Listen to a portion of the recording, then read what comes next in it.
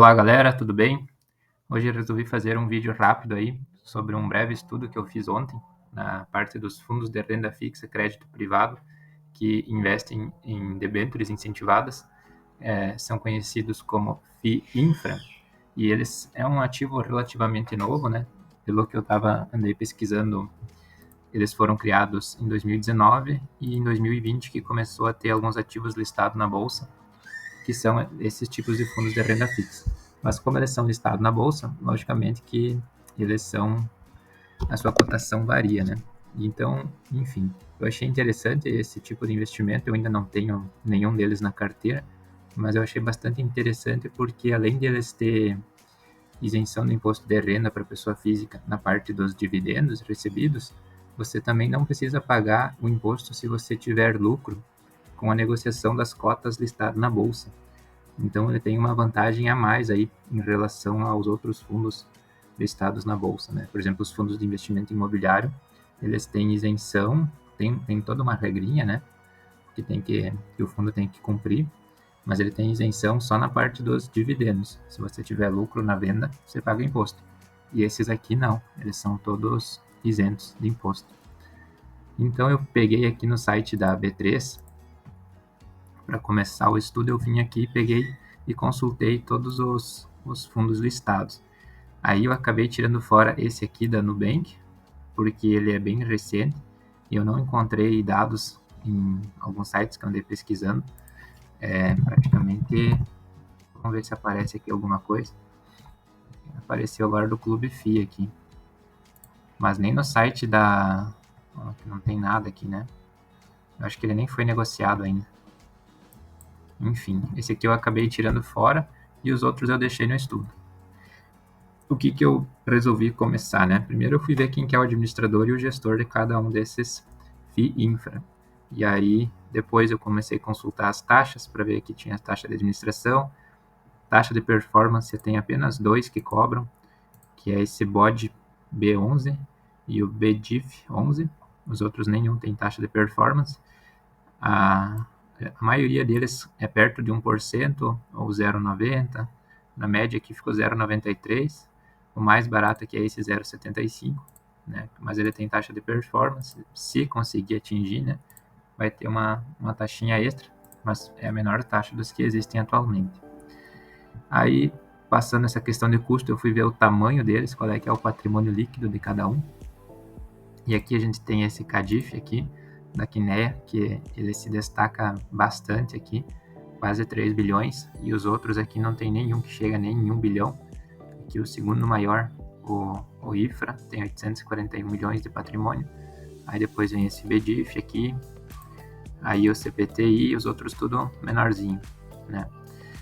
Aí então, na sequência eu fui ver como é que está a questão do valor patrimonial das cotas e o valor de mercado. Aí com essas duas informações nós chegamos no preço sobre o valor patrimonial, né, o famoso PVP. Dá para ver aqui também que todos estão bem próximos do seu valor patrimonial. Geralmente, quando é fundo de papel, né, geralmente eles estão bem próximos. É difícil eles mudar muito, mas é interessante você cuidar isso para não pagar mais caro, né? Por exemplo, aqui esse é o juro 11, ele está um pouquinho mais caro no mercado do que o seu valor patrimonial. Esse último aqui é RBIF também, está com PVP 1,04. Então tem que sempre dar uma observada aí para não exagerar. Ainda que 1,03, 1,04 é praticamente 1, né? Mas está um pouquinho acima.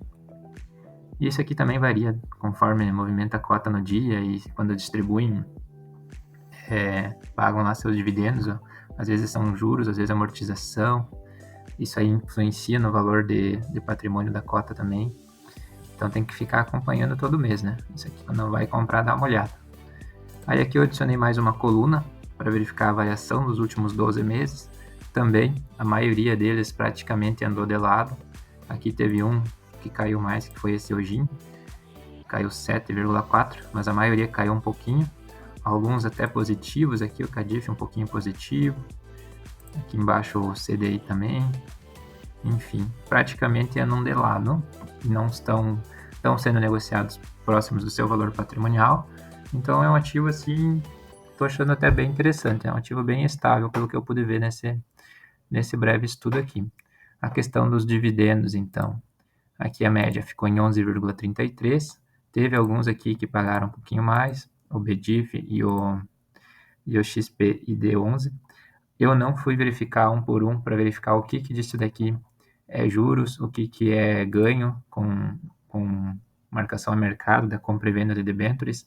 Pode ter aqui também amortização, alguma coisa que foi devolvido, ou enfim, tem que, para esse estudo eu não detalhei o que foi que eles pagaram, só somei o que eles pagaram, distribuíram nos últimos 12 meses aqui, né, e dividi pelo valor de mercado, e com isso eu cheguei aqui nesse dividend yield.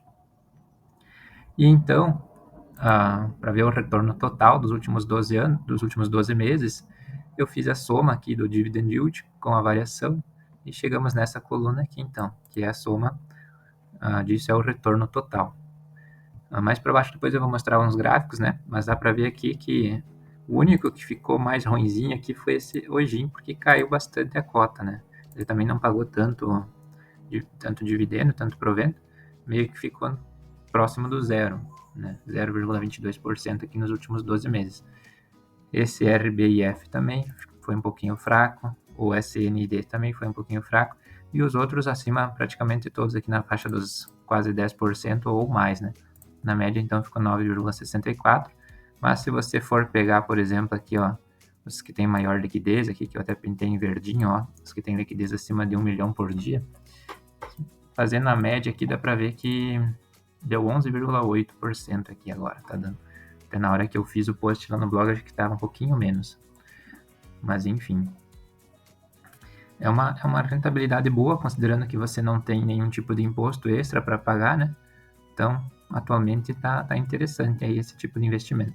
Apesar das taxas aqui um pouquinho altas, né? Para ser um fundo de renda fixa, cobrar 1% ao ano, eu acho um pouco alto, né? Teria que fazer mais um estudo extra aí, pesquisando fundos que não são negociados na bolsa e que investem em debêntures incentivadas em infraestrutura para ver como é que são as taxas deles. Se é mais ou menos dentro disso daqui ou se é, né? Enfim. Se pegar um mercado, né, futuramente aí, em que as debêntures estiverem pagando menos juros, que aí pode pesar, né? Tu pagar 1% de taxa ao ano numa aplicação que rende 6, por exemplo, né? Já fica 5, já fica meio difícil. E vamos dizer que na média aqui deu 11, 12, você ainda ficaria aí com uns 10, 11, dá para ganhar da inflação, tá tranquilo. Uma outra questão que eu fui ver também é o percentual de debêntures que esses fundos têm, que são avaliadas com rating A, duplo A, né? Duplo A mais ou triplo A, o triple A que eles falam em inglês, né? E aqui teve esse aqui, o XP eu não encontrei a informação. Esses dois que eu botei em vermelho aqui eu encontrei a informação, mas em alguns locais dizia uma coisa, em outro dizia outra, então eu deixei em vermelho, mas provavelmente seja próximo disso. E os outros aqui é a informação dos relatórios gerenciais. Então, estão mais corretos. Apesar de que os relatórios gerenciais, alguns deles é somente de agosto, eu encontrei, não tinha mais recente. Então, eles não publicam relatório gerencial mensalmente, é só, não sei se é trimestral, semestral, mas enfim, os últimos que eu encontrei foram de agosto. E a questão do público, então, a maioria deles é para público geral, só o da XP que é para investidor qualificado, e todos esses aqui que eu pesquisei são de prazo indeterminado, sem prazo para acabar. Então daria para investir sem medo. Aqui eu deixei alguns gráficos, né, para curiosidade. Esse aqui é o gráfico de patrimônio por administrador. Basicamente aqui o BTG e a Intrag são os que dominam esse mercado aí de FII infra. Basicamente aqui quase uns 90% é deles, né? E o que é aqui? Esse Cadif, que é muito grande, né? Que é da Intrag. Esse outro aqui, o IFRA, também da Intrag, também é grande. E aí a BTG, porque ela tem muitos mesmo. A maioria aqui é da BTG. Tem só 4 que não são da BTG, no caso 6, né? Se considerar esses dois juntos. E a BTG tem 1, 2, 3, 4, 5, 6. praticamente a metade. Fiz a mesma coisa para um gráfico por gestor, qual que é o patrimônio líquido que cada gestora está administrando. E aí aqui o Kinea, que só tem um, ficou com 41%, que é o Cadif. Aí temos o Itaú em segundo, que é o IFRA. E aí o BTG em terceiro, com 12%, bem próximo aqui desse Capitânia, 11,4%. Aí a Esparta, que tem 2, 8,8%. A Esparta tem este Juro 11% e o CDI 11%. Né? E aqui, então, a questão que eu achei que mais diferenciou aqui todos foi essa questão da liquidez, né? Que a gente tem esses aqui que são os mais negociados, acima de 1 milhão aqui, a média ficou bem no 1 milhão, 1 milhão e pouquinho, acima de 1 milhão, então temos esses 5 aqui, BDIF, CADIF, Juro 11, IFRA 11 e CPTI 11. Aí aqui depois na sequência o XP, que é para investidor qualificado, esse BOD B11, o CDI 11, então até com uma liquidez razoável, e esses outros aqui estão com uma liquidez muito baixa. Esses 4 aqui é um pouco mais complicado aí, se você for querer investir neles, tem uma liquidez baixinha. Aqui então os gráficos da questão da variação, qual que foi o dividend yield, a variação dos 12 meses. Se somar isso aqui tudo, você chega nesse gráfico aqui, que é o retorno dos últimos 12 meses. Aqui o campeão aqui foi o XP, e em segundo lugar o Cadif. Né? Acho que é isso. Vamos ver aqui. Dá para ordenar. É isso mesmo. XP, que foi o que mais rendeu. Em segundo lugar, Cadif. Em terceiro, Juro. E o BDIF em quarto lugar. Aqui todos com 13, 13, 12, 11, 11. Né? Aqui todos esses aqui com rentabilidade acima da média. Né? Que interessante que eu ordenei, ele botou a média aqui junto. Mas é isso daí. O estudo foi bem simplesão. Aqui no blog, então, eu deixei os links também aqui embaixo. Se vocês tiver interesse aqui, se aprofundar no estudo desses FII Infra, né? FII Infra. Eu achei bem interessante, estou pensando em dar uma estudada mais neles. Quem sabe selecionar um ou dois aí para adicionar na carteira. E, enfim, é isso aí o estudo. Se você gosta desse tipo de conteúdo, deixa o like no vídeo.